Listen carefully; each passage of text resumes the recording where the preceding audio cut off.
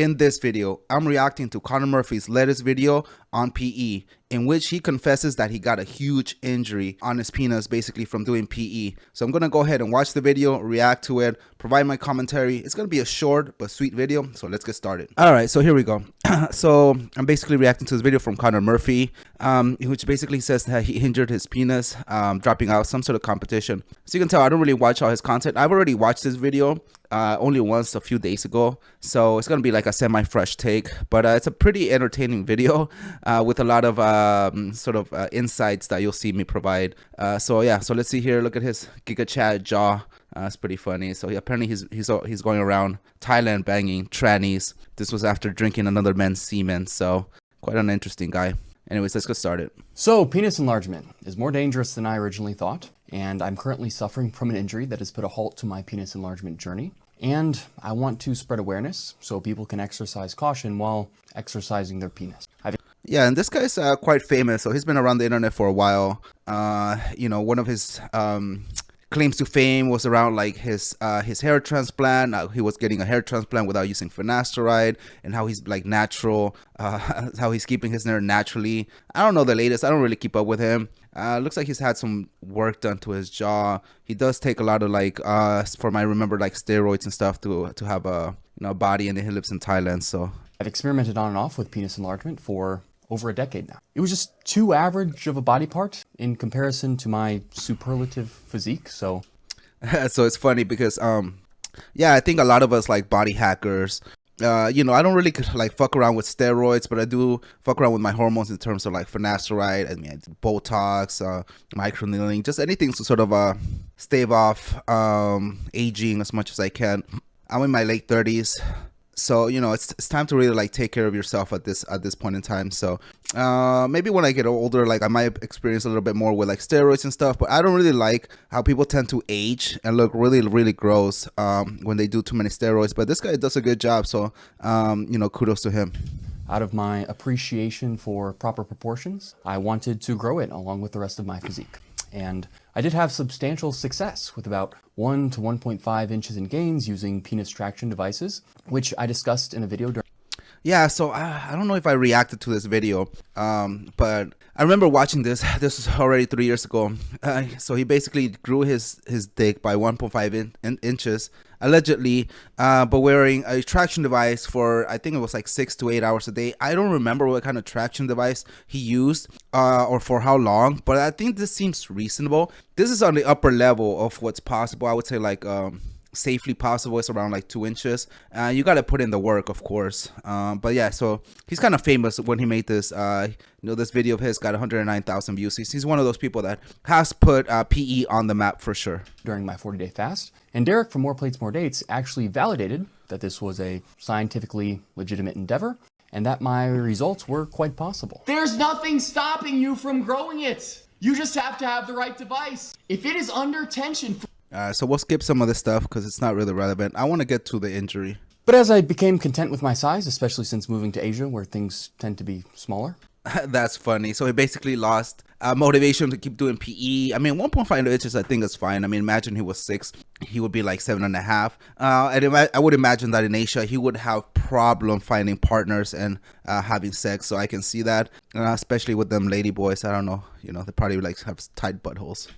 My passion for the penis enlargement process faded. That is, until the death of Leo and Longevity. Yeah, Leo, another OG. I've been following this guy. So I've been I think one of the people that introduced me to PE was Good Looking Loser. I think he was one of the first ones that introduced me to the concept of pumping before sex to impress a girl. So yeah, Leo was also an OG. I did a reaction video to his death. Kind of a bummer that he died. A very big figure in the PE industry. Who was an incredibly intelligent biohacker in so many regards, but his most popular videos were about penis enlargement. So I'll try to skip some of the stuff. I really want to get to the injury. His content was completely free. Called Bigger, Stronger, Longer, which entails a comedic short movie about a penis enlargement competition, but also called Bigger, Stronger, Longer, which entails. So here he's showcasing an extender. It was one of those fucking horrible piece of shits, little new strap extenders that are fucking just complete garbage. I don't know why you would show those. It was a comedic short movie about a penis enlargement competition, but also a real documented experiment where I actually had my penis measured on OnlyFans by third parties, of course, to remain scientifically unbiased, and plan to have it measured again at the end of the year after. So apparently they were having a dick enlargement competition. That's pretty fucking hilarious. Me and my friends have had actually like a dick measuring competition in some of my online communities. It's pretty funny. For the record, I did win length, but my other friend won girth, so looks like I gotta focus on girth, boys. After I attempted to make some more gains. But I ran into some unforeseen complications, which were ironically foreshadowed by the script that I wrote. Babe, no, stop! Babe, this isn't about us, okay? This is about impacting the world. You could bake it. But look, he's holding those little pumps, so he might have been using vacuum pumps. So you know, not a vacuum pump, but like the little vacuum cups to attach to the penis. Us, okay? This is about impacting the world. You could bake it. Is that a lady boy? I don't know. Asian girl's not really type, honestly. Now, penis enlargement does come with its dangers, especially if you incorporate girth exercises such as jelqing, but traction or stretch. Yeah, he's correct. Jelqing is extremely dangerous, and in the whole like black pill looks maxing community, it's actually very, very popular, which I don't get. Like you know, I think the looks maxing community has a lot of things that are right, but that's really something that's super dangerous. I don't recommend. Devices are incredibly safe and pose essentially no risk to the functionality of your penis. Yeah, extender devices are quite safe. I've had videos on where I go through those studies. Anyways, let's move forward. I really want to get to the injury. After I discontinued utilizing the device, so I persisted despite these blisters. The $5,000 prize. But apparently, overtraining with this device is possible, and the suction attachment pulled on the top layer of skin on the head of my penis and started to form blisters. And I assumed that these were relatively innocuous. And oh my god, so what a noob, right? So you make sure you check out my other videos on how to avoid blisters, but essentially the way that you avoid blisters is you have to tape up your glands, right? Some people recommend like the water trick. I'm not a fan of the water trick. In the forums you still see tons of people getting blisters with the water trick. So the number one method that I recommend is the double taping technique, so check out this video on how do you tape that. But that's basically how you avoid blisters. This guy was just probably going into the vacuum cup raw and not even using tape, not even using probably the water trick, nothing. And of course, overtraining, which means like too much tension for too long, is going to cause blisters. And would heal after I discontinued utilizing the device. So I persisted despite these blisters. And most of I mean, and there's another mistake. So essentially, if you do get a blister, you don't continue to train, right? You have to take some time off. You have to let the blister heal. That usually takes around 2 weeks. And then you have to implement some sort of glands protection, which mainly I recommend taping. of them did flawlessly heal, except one. The suction device continued to pull deeper and deeper layers of the skin on this one particularly vulnerable area on the upper right tip of the head of my penis, and ended up developing a small wound, which healed in a distorted manner. So this actually happened to me almost like 3 years ago. When I first got into PE, I really didn't know how to tape very well. So I would tape and I would get a blister, and then I wouldn't let it heal all the way, and I would continue to do PE, and the history would get worse. It would turn like a reddish color, and over time I actually developed like a bit of a scar there.